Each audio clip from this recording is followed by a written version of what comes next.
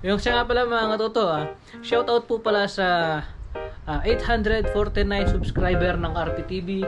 Maraming salamat po sa patuloy niyong pagsuporta sa amin sa YouTube namin at panonood ng mga video namin at pag-aabang ng bagong upload namin na video sa RPTV. Maraming salamat po mga katoto. Malapit na po tayo mag 1,000 subscriber mga katoto. Sana maabot natin yun bago yung birthday ko. Sana birthday gift para sa akin magkaroon ng 1,000 subscriber or more. Mas maganda kung mas marami. Pero sa akin, masaya na ako na makaabot ng 1,000 subscriber ang RPTV mga katoto. Para lumaki pa yung channel natin na RPTV at marami pang magkaroon ng idea tungkol dito sa buhay Canada ng mga Pinoy mga katoto. Yung birthday ko nga pala mas malapit na. Tapos ang edad ko, yung mga hindi pa nakakaalam, sa birthday ko na sasabihin. Guess po mga katoto. Guess po kung ilang taon na po ako. Comment down below po mga katoto kung ilang taon na po ako. Sa tingin nyo, sa mukha ko, sa katawan ko, yan. Maliit lang po ako mga katoto. 5'4 lang po ako. Pero yan, 5 taon na sa Canada, o more than 5 years na, pero maitim pa rin, hindi pa pumuti. Kung nakikita nyo sa may video ko, tinatapat ko lang, kinukuha ko lang yung magandang angle ng camera mga katoto, yung hindi siya against the light. Magmukha naman akong maputi yan, di ba? Para at least medyo presentable tignan sa video mga katoto. Sabi daw nila pagka tuloy-tuloy na 3 araw na ganyan yung panahon, marami daw makukuhang isda mga katoto. Kaya gusto ko sanang iyain si Commander. Total naman mamaya pang alas 10 ng gabi magdidilim dito sa Canada mga katoto. Kasi pa-summer na nga. Yan. So mga katoto, i-prepare ko lang yung gamit ko na pag-fishing para kung sakali man matutuloy kami, diretso lang kami sa pag-fishingan. Tapos isasama ko kayo, papakita ko sa inyo yung daan at yung pag-fishingan namin mga katoto. Sana pag nakatuloy, marami kaming makuhang isda. So nagdadala kami ng cooler mga katoto para in case na may mahuli, dito namin nilalagay. Ito naman yung mga tools ko mga katoto, toolbox ko na gamit sa may pang fishing. Meron na akong mga, yan, kumpleto na dito. Ayan o, kung makikita nyo, ayan, kumpleto na yan para kahit na magputulan ng tansi at saka yung hook, edi napapalitan ko. Ito yung ko mga katoto, yung mga fishing rod ko. Ayan, dalawa yung dinadala ko para kahit na masira yung isa, meron pa rin akong reserba mga katoto. Kung nakikita nyo mga katoto, ito, ayan, yung hook ko, ayan, itong hook ko na to mga katoto, wala na siya, yung sima niya dito tinatanggal kasi bawal ito mga katoto sa conservation. Pagka may dumating na conservation dun sa area na pinag-fishingan mo, tapos may na ano siya na hook dito, ayan, may multa yan mga katoto. Malaki ang multa ng hook na may yung meron siyang hook dito, makita nyo yung maliit, ayan, tinatanggal yon, inipit-pit ng flies mga katoto. So mga katoto, nagdadala din ako ng upuan namin para si Commander uupo lang siya doon tapos ako mag-fishing. Ganun, tinitignan lang niya ako. Nakasupport lang siya sa akin para may kasama ako mga katoto, hindi ako mainit. Hindi rin siya mainit. Yan. Yung mga katoto, dadalhin ko itong mga bota para Nung last time kasi na nag-fishing kami, nakasapatos ako, maputik. Tapos medyo may tubig. Kaya sabi ko sa next time, magdadala ako ng bota kay Commander tsaka sa akin para safety.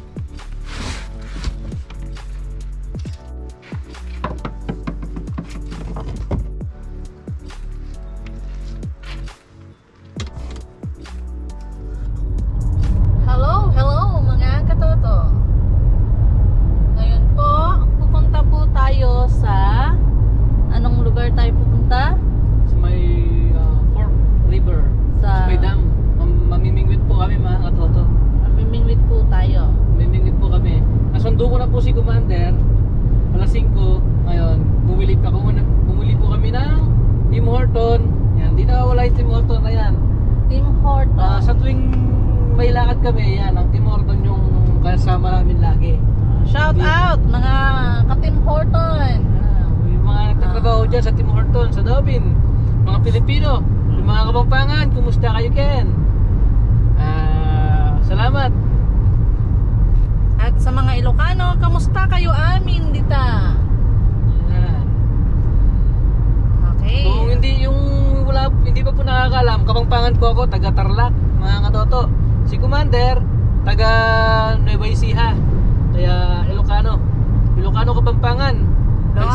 Nagsama po yung Gastador at yung kuripot. Gastador at yung kuripot. Ang gastador at ang kuripot ay nagsama. Yan mga katoto. Pupunta po kami ng Fork River ngayon. Mamimingwit.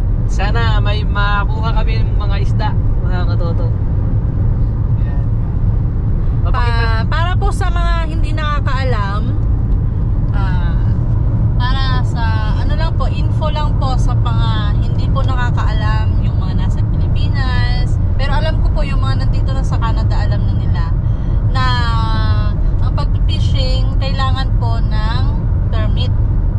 So kapag mag-aano ka po, mag-fishing ka, kailangan mo kumuha ng permit sa Manitoba Angler.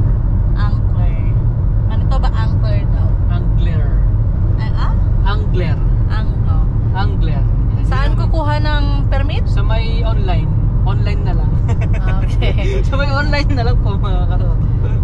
Yan. Kumuha lang po kami ng online. Kumuha po kami ng fishing license sa online mga katoto. Yung binayaran namin $27 Dito sa Manitoba. Yan. Ewan ko lang sa ibang province, pero sa Manitoba yung individual $27. Full year na yun hanggang next year na mga katoto. ano lang siya, di ba? From start ng parang May yata, start ng May to next year. Pero siyempre ngayong summer mo lang naman magagamit yun eh.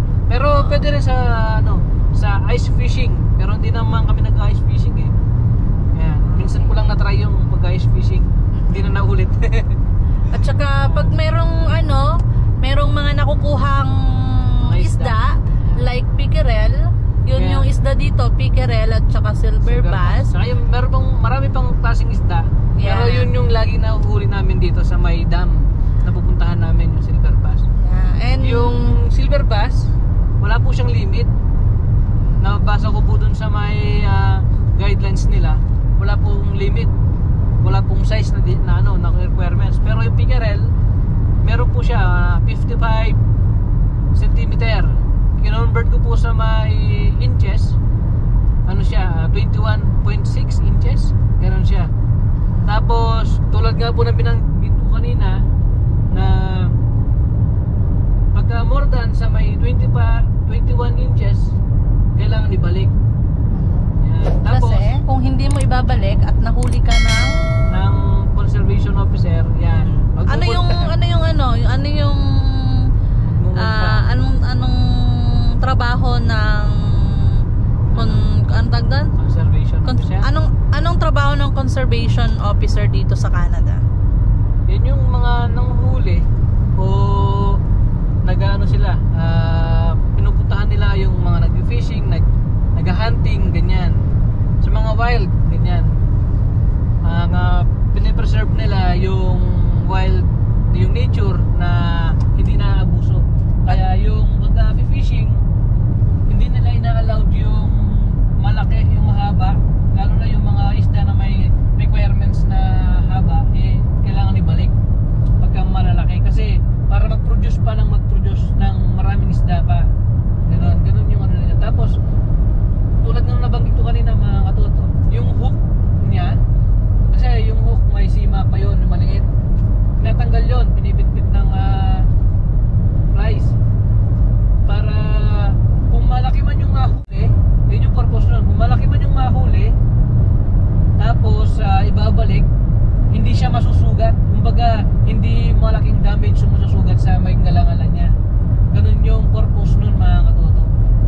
Kapag nahuli ka, ano naman yung... Pagka nahuli ka na meron siyang ganun, yung hook, yung parang may sima siya, medyo ano yun, malaking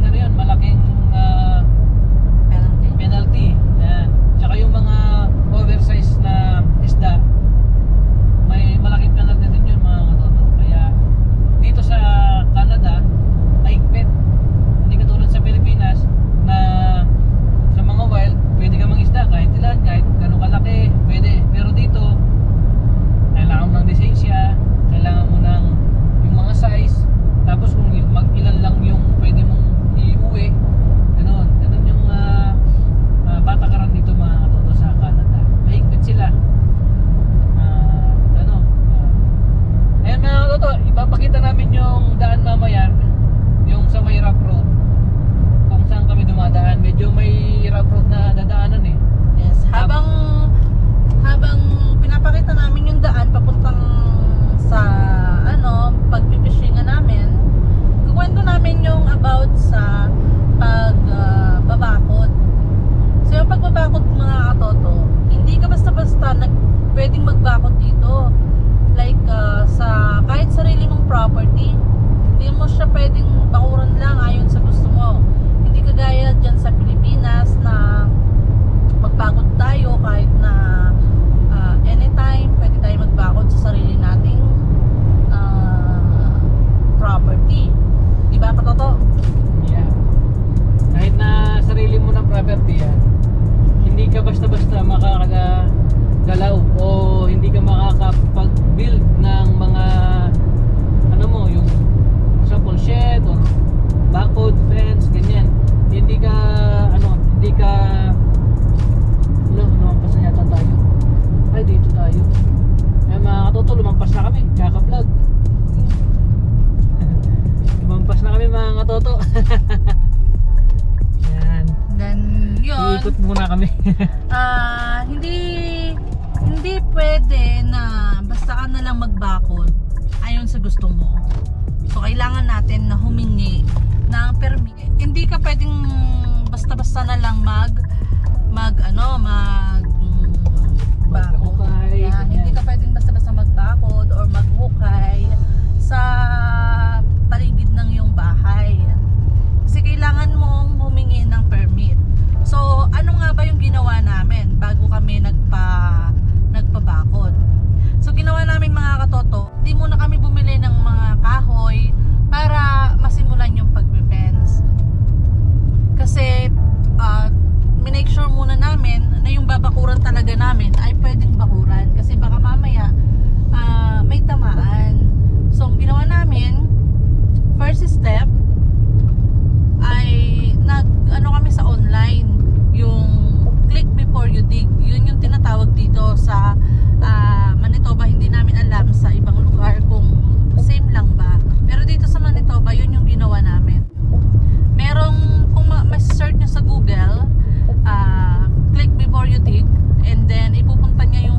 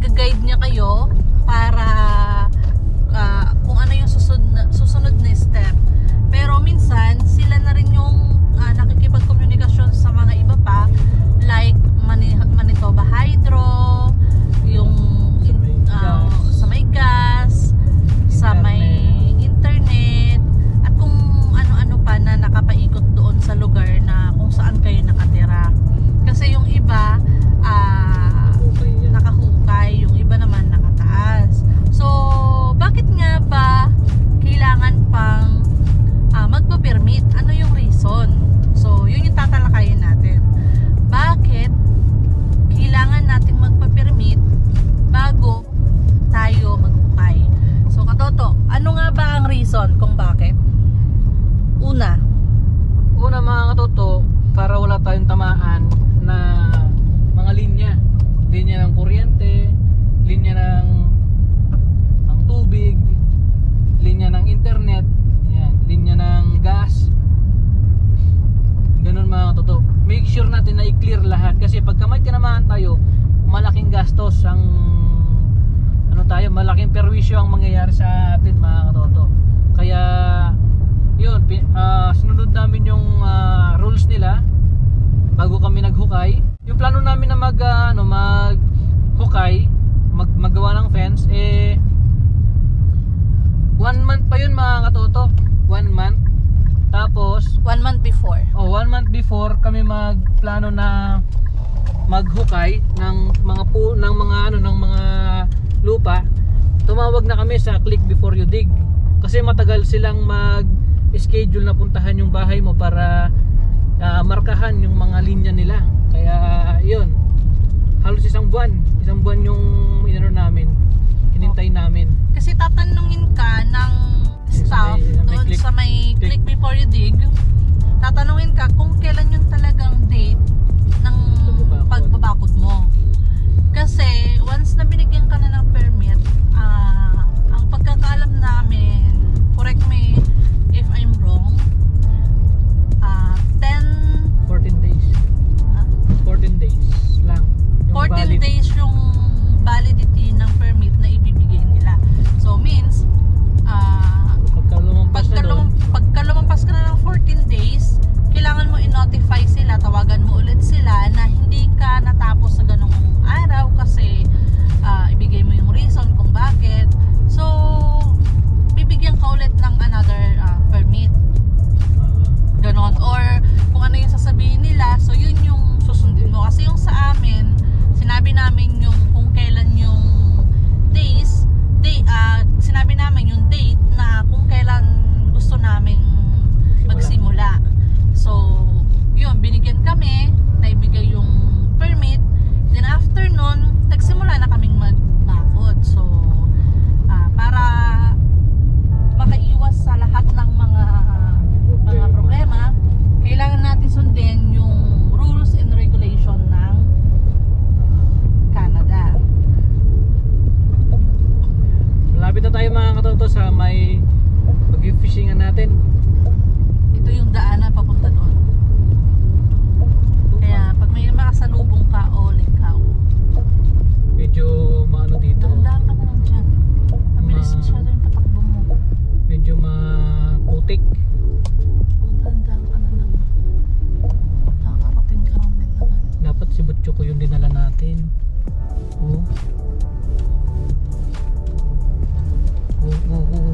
Magano ka?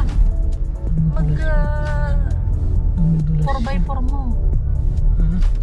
Ano mo siya? I-upload mo siya, oh.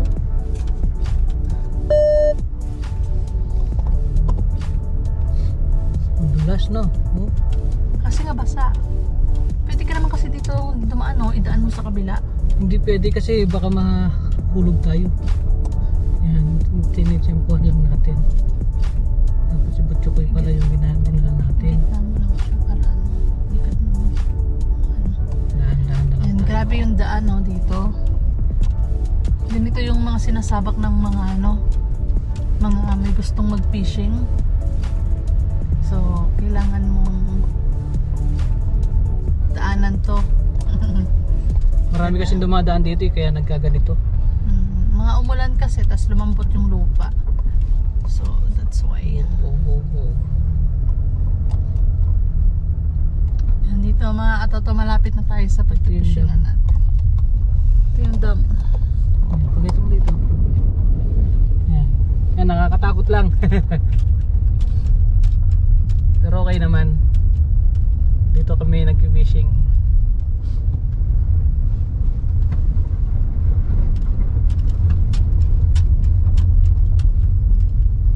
Nakalak pa tayo.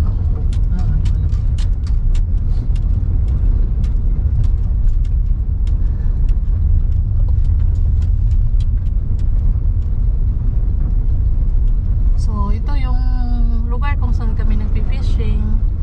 At dito sa Canada, hindi lang basta-basta. Laging mayroong permit. Bawat galaw may permit na. Bawat kailangan may mga papel. Puro sila papel. Papel ng papel. Kaya mapapel ang mga tiga Canada eh. Char.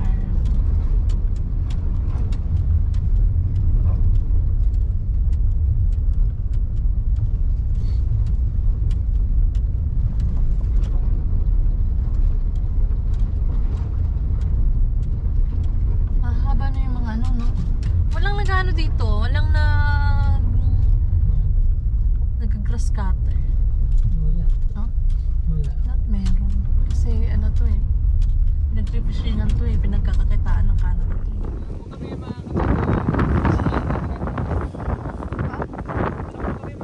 sa may dam.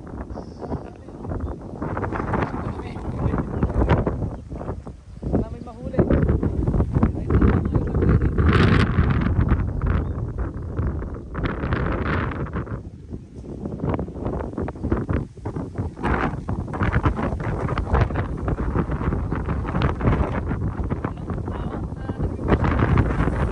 Maraming tao.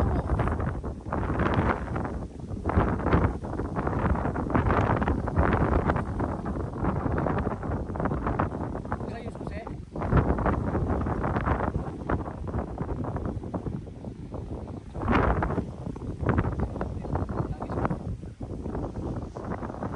Marami lang bato dito. Be careful.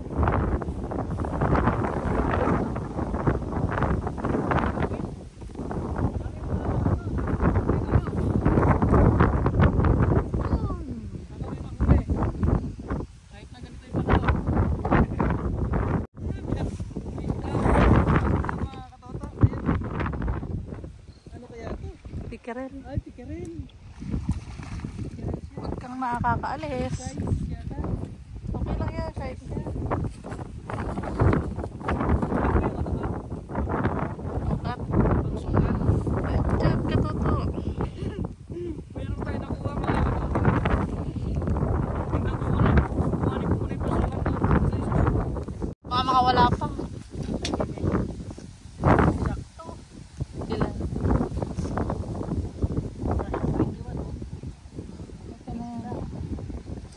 21 ba dapat? Size siya. Good size, good size. Good size siya mga katoto. Kuha na tayo. Hindi ko na ibabalik doon ka mo? Oo, baka ano pa ng hangin. Hindi, ito. Pag napinta. Nasa ka. Ayan ah.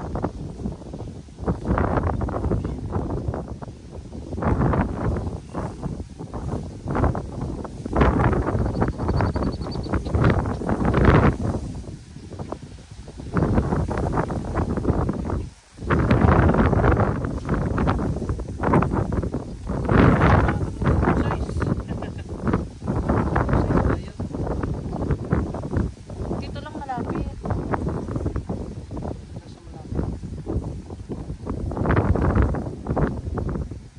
Huwag mo lakihan yung ano niya.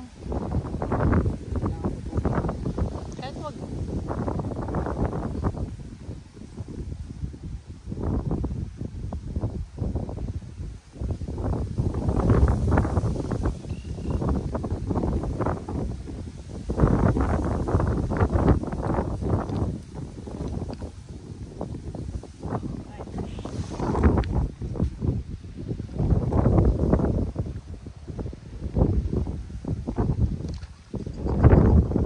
Yan, may harang na mga bato. May harang? Para hindi siya makakaalis. Nandun lang siya sa akin.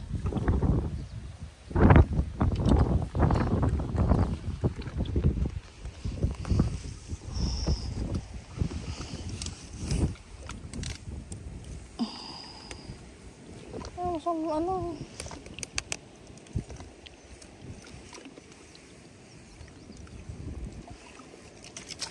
Ay! Yun na. Yun mo.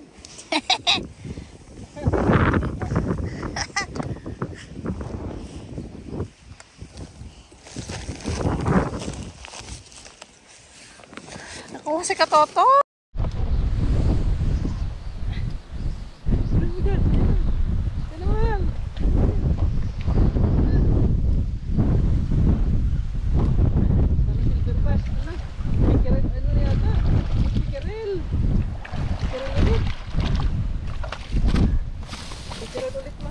Laki-laki. Anong size? Ano ko?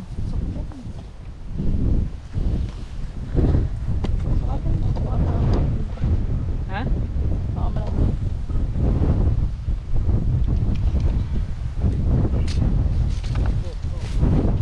Ito lang. Size? Ano siya? 20. Wala pang ang 20. Nakadalaw na Sharpie mo. Wala pang 20.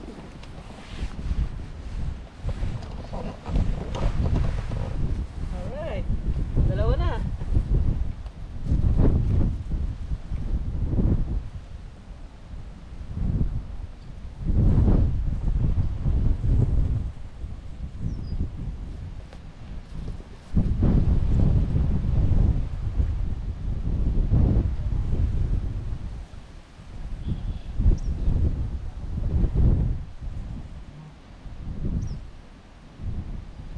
Dapat yung nylon.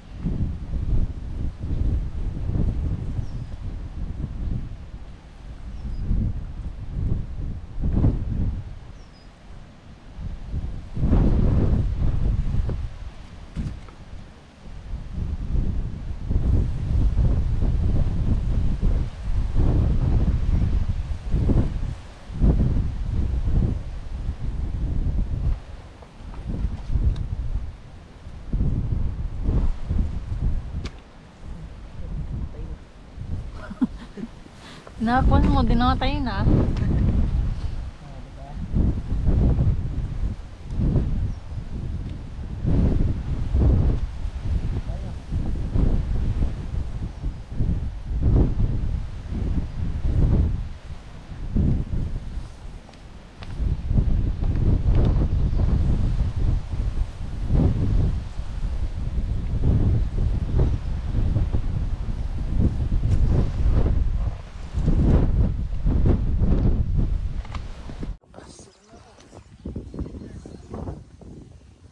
Ayan, mga katoto, meron na naman. Meron na naman. Sana silver bass na. Saan? I don't know, where is it? Bigirel na naman. Parang ano, parang jackfish yata ito. Ah, jackfish. Ay, bigirel. Bigirel, ala. Nalaglag. Buti nalaglag dito. Ha? Buti dito na nalaglag. Pero mga katoto, nakuwi na tayo sa bahay. Lilinisin ko lang itong mga nahuli naming mga isda. Ito. O, diba? Hindi na kami nasiro mga katoto. At least sulit na yung pag-fishing namin. Na sulit namin yung hapon. Yan na pamamasyal namin doon sa may dam, pang pamamimingwit. Ayan mga katoto. Nakaapat din kami na ano, na pickerel. Good size naman sila mga katoto. At least diba? Oh. Ayos mga katoto, ayun oh.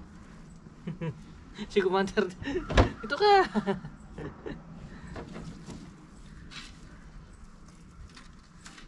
Nilinisan ko lang mga katoto. Salamat pala sa patuloy na pagsuporta sa aming YouTube channel mga katoto. Maraming salamat sa pagsubaybay ng aming channel.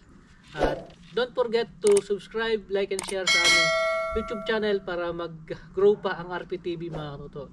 Maraming salamat. God bless po. Bye bye.